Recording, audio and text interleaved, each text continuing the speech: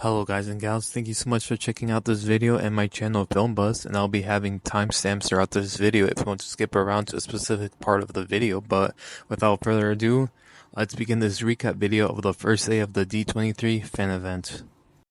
So starting things off, the crowd attending the event got a new look at Moana 2, as well as us watching from home since Disney decided to release a new trailer for Moana 2 simultaneously, which looks very promising, and also gave us some new footage of Moana taking over as chief commander of her village from where she previously left off from the first movie, which I still enjoyed the first movie to this day. But not only that, we also got a new look at Moana's sister in the movie. But besides that, we also got a confirmation that Disney is so hard at work with the live-action Moana movie, with Dwayne Johnson still set to play Maui in the movie, which I'm very interested to see some footage of the movie or some set leaks. But moving along, after Dwayne Johnson was done giving us an update on the live-action Moana movie, he also announced that he would be starring in a brand new movie, Monster Jam, which I'm very intrigued in and hope it could be something like the Gran Turismo movie that released last year and not the successor like that one other monster truck movie, which was just no. I really hope Disney cooks with this one because I used to play with the toys when I was little, but now let's hope someone makes a Hot Wheels movie if this is successful with a premise similar to Ready Player One, with all the countless of franchise IPs you could use to brand the cars that could probably be picked up by Warner Bros. And they could then use their own intellectual properties like Disney, Looney Tunes, etc. But anyway, James Cameron, the director of some of the most iconic and immersing Hollywood blockbusters to date, then went up to stage to announce the new title of Avatar 3, which was previously titled as Avatar Seedbearer, which, ew, sounds disgusting and weird and very wrong, to now being titled Avatar Fire and Ash, which is a way tougher sounding title. And then he also proceeded to show some concept art of the upcoming movie, with it releasing in theaters next year in December, and also no other updates to follow up on regarding the other previously announced sequels beyond the third Avatar movie. But besides that, I'm really excited on what's next in the Avatar franchise and what James Cameron is cooking up, because I got to admit this, but I was a bit late to the Avatar hype train and had only recently watched the first movie prior to the second one releasing in theaters, and I came out of it enjoying both of the movies in theaters, with my local theater chains having re-releases of the first movie in IMAX, which I'm not going to lie, those water scenes in the second movie, Avatar The Way of Water, are some of the most stunning set pieces, sceneries I've ever seen while going to see a movie in theaters. But moving along, Pixar was up next after James Cameron's Avatar panel, and they decided to bring in the heat from the panel and unveiled some heavy hitters, with them first unveiling a spin-off series from the world of Inside Out, Dream Productions, releasing on Disney Plus 2025, and is set from the imagination of Riley's mind and built off of the Dream Studio sequence we got in the recent Inside Out sequel, which I gotta admit I'm not interested in, but I'm still curious to see how it'll turn out. But following this announcement, Pixar also unveiled their first new look at their upcoming limited streaming series, Win or Lose, which I'm also not interested in, but I really dig the art style and footage they released thus far, and might give it a go in the near future. But Pixar also talked about their upcoming movie, Elio, which is releasing next year in summer, and an already packed movie schedule with heavy hitters during the summer blockbuster schedule. But other than that, not much of a big update on the movie, other than them reminding the audience that it is still set to release next year with some brief details of the movie. But moving along, Pixar also decided to unveil their next animated feature-length movie, Hoppers, releasing in theaters 2026, and they gave us these brief details about the movie.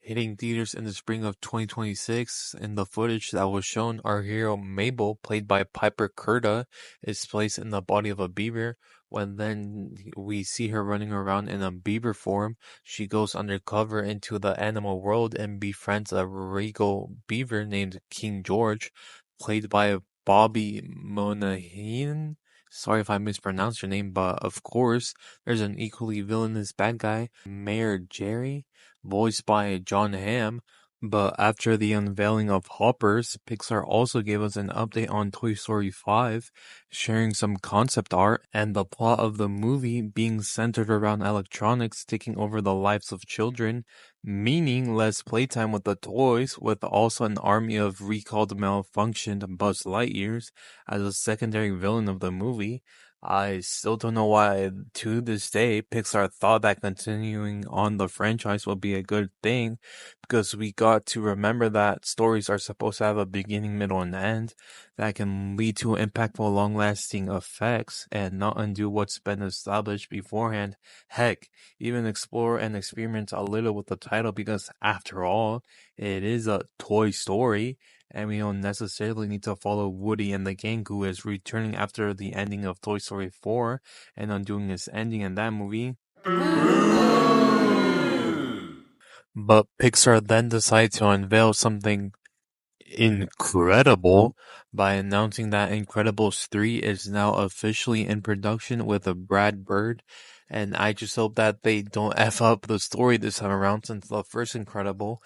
was a masterpiece in and of itself and was way ahead of its time with its themes and ideas. But then in 2018, with the sequel, really dropping the ball and playing it safe and not really building upon what was previously established in the first film. And I just hope that this time around they actually do something jaw-dropping, since I really do like the franchise and would love to see an Incredibles 4 or heck, Incredibles 5 if this movie is successful enough. But moving on from the Pixar panel, Disney confirmed that Frozen 3 is in development, with a potential Frozen 4 up for grabs if the third one is successful enough, with them also sharing some concept art of the third movie, as well as confirming that the original cast will be returning to take on a new menacing threat that could put their Kingdom of Arendelle at great risk, and also that the movie is set to release in theaters 2027. Damn, I'm gonna be old as hell by then. Plus, we also got new plot details and snippets of the upcoming Zootopia sequel, Zootopia 2,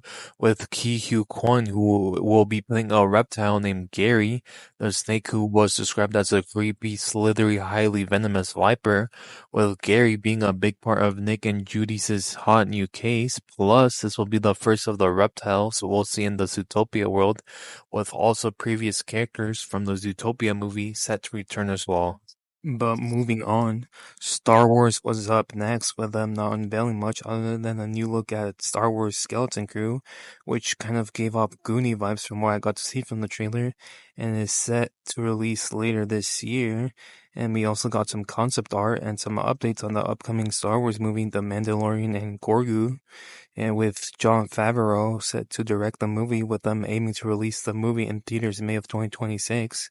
But other than that, not much going on with the Star Wars franchise, which is a shame, because I'm not a diehard Star Wars fan, but more of a casual one, and I've really enjoyed the first two seasons of The Mandalorian,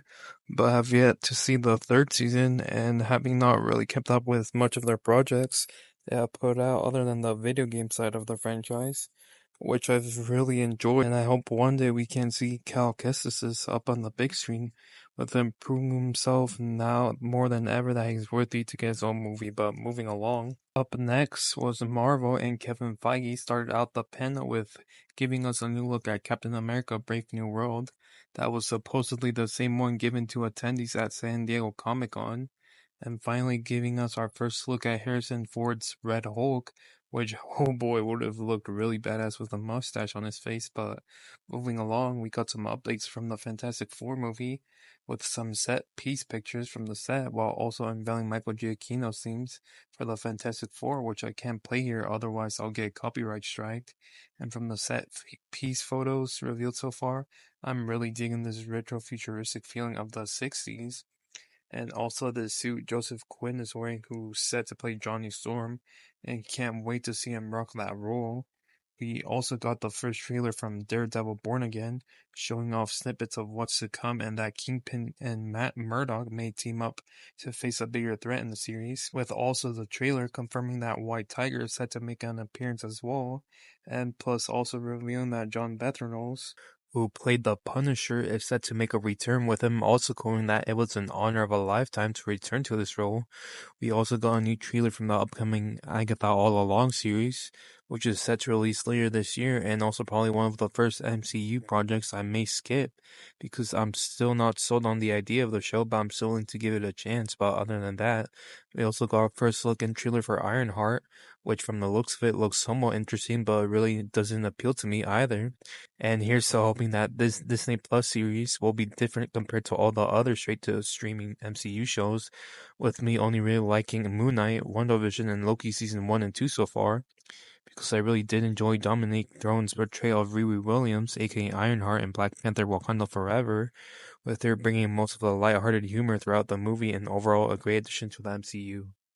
But stepping away from the Marvel side of stuff and onto the Disney Plus and movies section of the video, we got some new details from the upcoming new season of the Percy Jackson series, with season 2 being based off the second book, The Sea of Monsters, and it now entering production. We also got an update on the Freaky Friday sequel, now being titled Freakier Friday, and it now also entering production, with Jamie Lee Curtis and Lindsay Lohan set to reprise their roles in the sequel, which I should also mention that it is now set to release in theaters instead of a straight-to-streaming movie as they previously intended to. We also got our first look at the Lilo and Stitch movie, with them finally unveiling what Stitch will look like, which I gotta say, they did a fantastic job and avoided an ugly Sonic situation, with the movie releasing next year in summer. We also got a new look at the upcoming Snow White movie, with it also being set to release next year as well, which, damn, next year it's gonna be a bloated year for moviegoers and especially for Disney fans. We also got a first new look and trailer at the upcoming Tron Ares movie, which I'm not too familiar with the franchise, but this time around, the third one's going to involve the characters from the original two movies, venturing off into the real world. And finally, last but not least, we got another brand new look at the upcoming Lion King prequel, Mufasa, and what I'm about to say might sound a bit crazy and surreal to you guys, but